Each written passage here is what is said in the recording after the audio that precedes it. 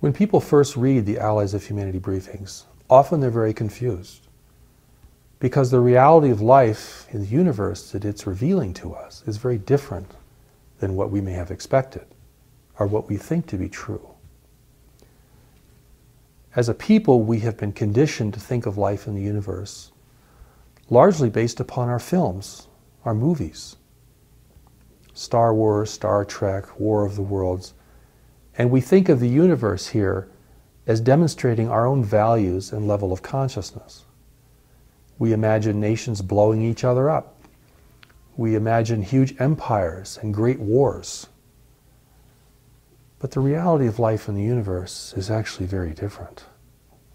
And sometimes that's confounding to people who read the Allies of Humanity for the first time. For the briefings themselves require that we reconsider our expectations, our assumptions, and perhaps even our myths about the reality of life in the universe and what contact with humanity would really mean and what it would really look like.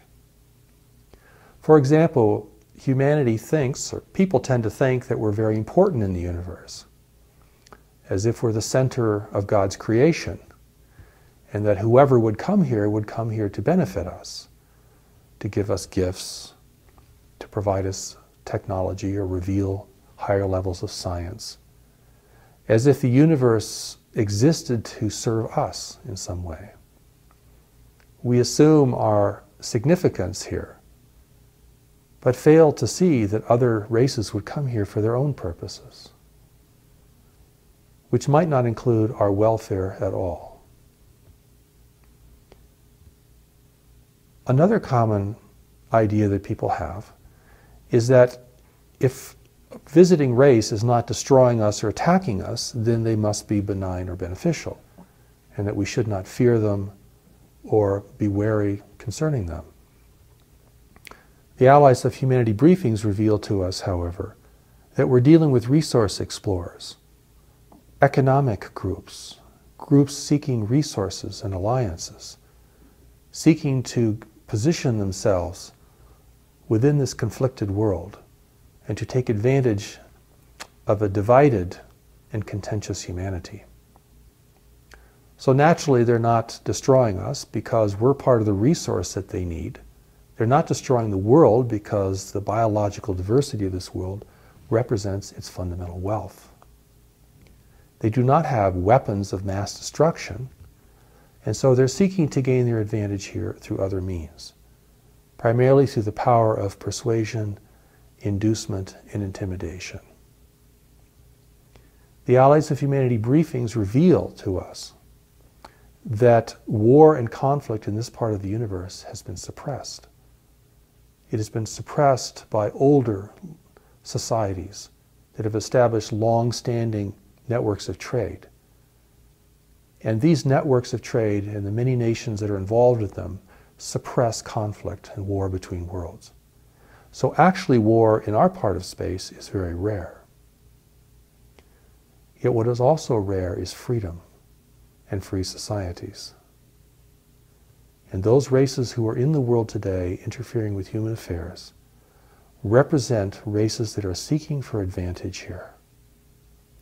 They will take advantage of our ignorance, they will take advantage of our conflicts, and they will take advantage of our superstitions, our expectations, our hopes, our fears.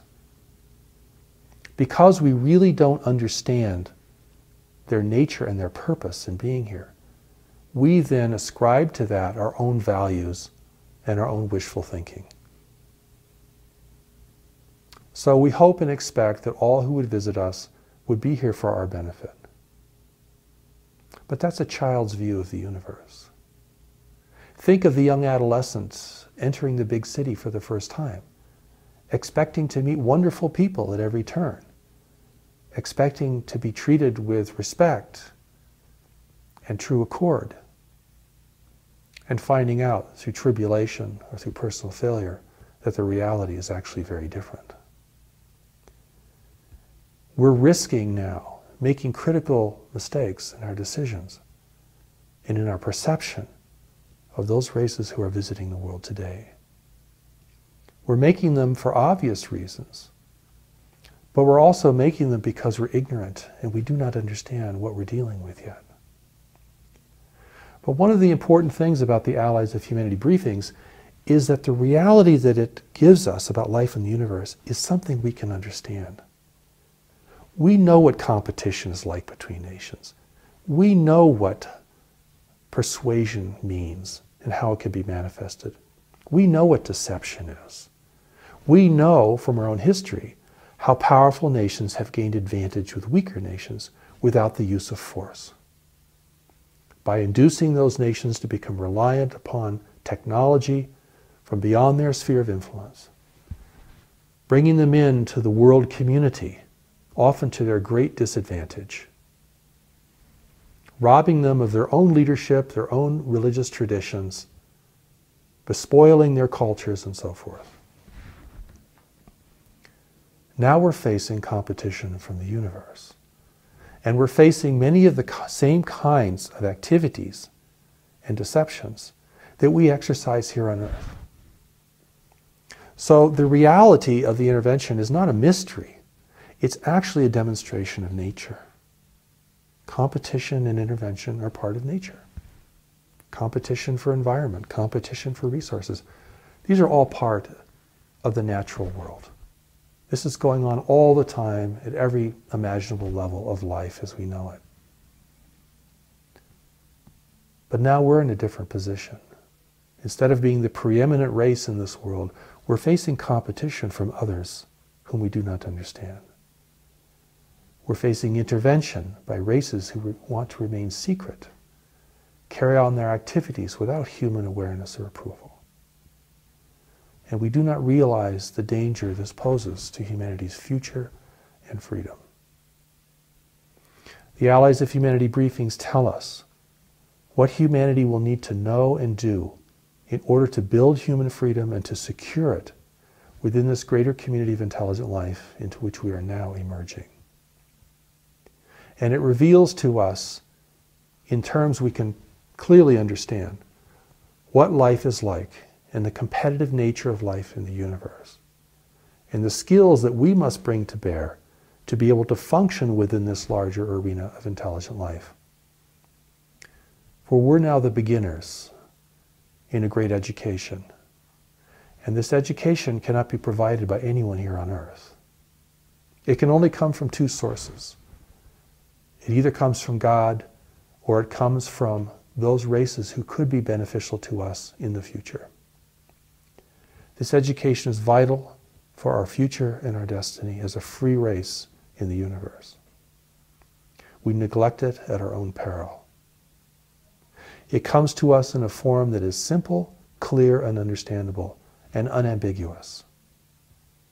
But to provide a message of this clarity, it necessarily must dispel our assumptions, our beliefs, and our expectations that are really out of accord with reality and with life as it truly exists. Here the briefings are challenging us, but also encouraging us to recognize that we have the power and the responsibility as the peoples of this world to establish our own rules of engagement, to set boundaries for other races visiting our world, and to be vigilant for any kind of visitation or intervention that may occur in the future and that is already happening in our world today.